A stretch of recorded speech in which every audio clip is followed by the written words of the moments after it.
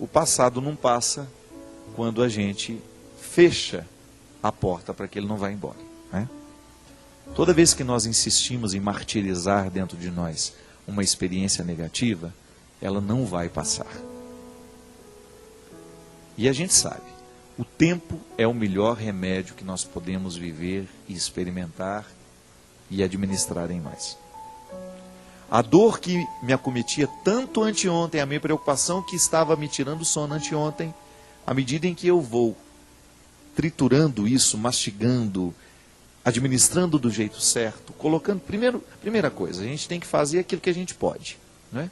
Se tem alguma coisa me preocupando, a primeira coisa, o que eu posso fazer para diminuir essa preocupação?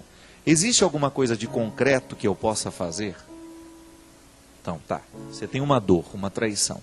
Você já foi lá no traidor devolver o lixo dele?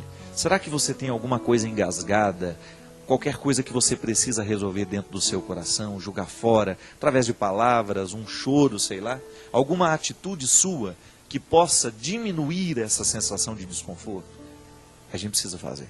É a mesma coisa a preocupação. Quando algo me preocupa e eu descubro naquela preocupação o que eu posso fazer para diminuir o efeito dessa preocupação na minha vida e faço, então eu começo a resolver, abrir as portas para que esse passado comece a passar, não é? Porque senão nós vamos represar a experiência que não valeu a pena, nós vamos segurar dentro de nós o evento, o acontecimento que nos machucou, que nos lesou, e aí a gente vai viver um processo contínuo de lesões e de machucados, porque a lembrança, o rancor, o ressentimento, eles só provocam novas feridas dentro de nós. Eu nunca vi alguém ficar curado guardando ressentimento. Porque o que é o ressentimento? Ressentir. É sentir várias vezes. É como se você pegasse uma gilete e ficasse passando ela em cima do mesmo lugar da pele. Nunca vai cicatrizar. E o corte vai ficando pior. Porque você vai lesando a pele, vai lesando, vai lesando, vai lesando, vai lesando. Você vai perdendo a oportunidade de viver a cicatrização. Não é assim? Você já observou que quando começa a cicatrizar, dá uma coceirinha? Não é assim? A cicatrização provoca uma sensação de coceira, né? Dentro de nós é a mesma coisa.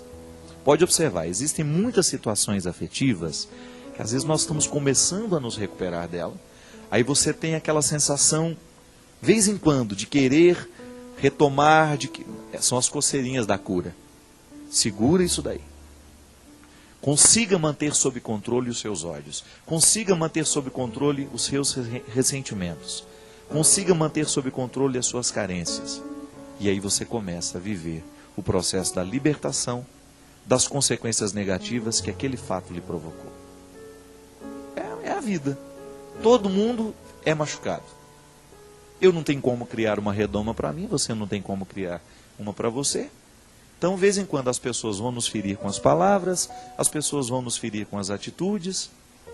Agora, você não pode permitir que a palavra que fere e a atitude que fere venha provocar ferimentos no seu ser e venham demorar demais, ficar dentro de você, se estender mais que o tempo que ela deveria ficar. Atingiu o seu ser, foi no profundo da sua vida, foi no profundo do seu coração, já começa a dar um jeito de cicatrizar isso. Porque a partir do momento que você tem uma ferida no ser, você corre o risco de infeccionar tudo. Nos afetos, isso funciona desse jeito, né? De vez em quando alguma coisa vem, machuca o nosso coração, a gente perde a disposição para tudo. Perde a disposição para estudos, perde a disposição para o trabalho. Por quê? Aquilo tem um impacto, ele afeta a gente. Agora, o tempo que vai durar aquilo que lhe afeta, precisa ser administrado por você. Afinal, é o seu ser que está em jogo, né? E de repente você começa a fazer tudo errado porque o ser está machucado. Então há sempre uma feridinha aí no ser que precisa ser cuidada. Minha gente, esse é um exercício de todo dia, tá vendo? Viver a experiência de ser com Jesus é a gente viver o tempo todo, administrar dentro de nós essas curas que nós precisamos viver para que a gente fique parecido com Jesus. Eu quero ser parecido com Ele. Mas para ser parecido com Ele, eu preciso curar no meu ser muitas coisas que estão erradas. Eu preciso de vez em quando visitar os meus passados, né? O meu passado, para compreender o presente. Por que às vezes eu sou arrogante? Será que em algum momento da minha vida eu fui humilhado demais? E porque fui humilhado demais, tenho dificuldade de administrar os momentos em que alguém me contesta? Ninguém é por acaso. A cura do ser acontece quando a gente reza, quando eu peço a Deus que venha curar o meu coração, que venha curar a minha mente. Essas são expressões que nós usamos o tempo todo. Mas Deus muitas vezes cura o nosso coração, cura a nossa mente, através da nossa reflexão. Quando você começa a colocar em ordem os seus sentimentos desordenados, quando você começa a retomar a harmonia que às vezes a vida e os acontecimentos retiraram. E é isso que eu desejo para você. Que no hoje da sua vida, da sua história, você esteja empenhado em curar as feridas do seu ser.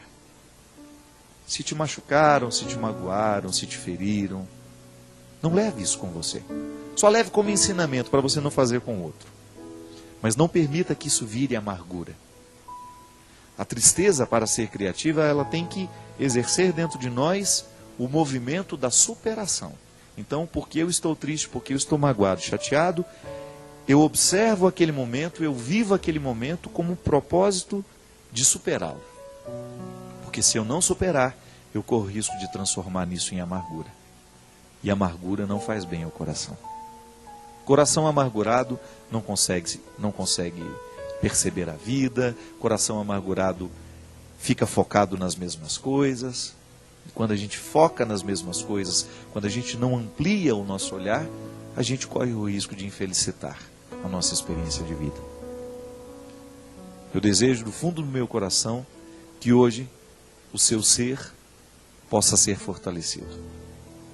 Com o programa de hoje, de repente você descobriu que você está sendo objetificado por alguém, que você está vivendo a relação humana, os relacionamentos não estão respeitando aquilo que você é. É momento de gritar essa independência aí, né? Porque Deus te quer livre, tendo condições de mergulhar cada vez mais nos mistérios do ser. Corrigindo o ser, consertando o que está errado aí no ser, sem dúvida as suas atitudes, as suas obras serão muito mais maduras, muito mais satisfatórias. Que é isso que a gente quer. Ter um coração puro para que a nossa atitude possa ser apenas um reflexo de um gesto que nem começou. O gesto, ele antes de acontecer, ele me move. É um movimento que o outro não vê, mas que me leva a ir adiante, que me traz coerência, que me configura ao Cristo. Antes do meu gesto de amor, existe em mim um coração que ama. E isso precisa ser cuidado o tempo todo. Porque se aqui dentro o coração ficar fragilizado demais, ficar machucado demais, a gente corre o risco de transformá-lo num território infértil. Aí a atitude não vai adiantar nada. Porque quando a gente realiza um gesto de amor, não é só o outro que é beneficiado, mas eu também sou.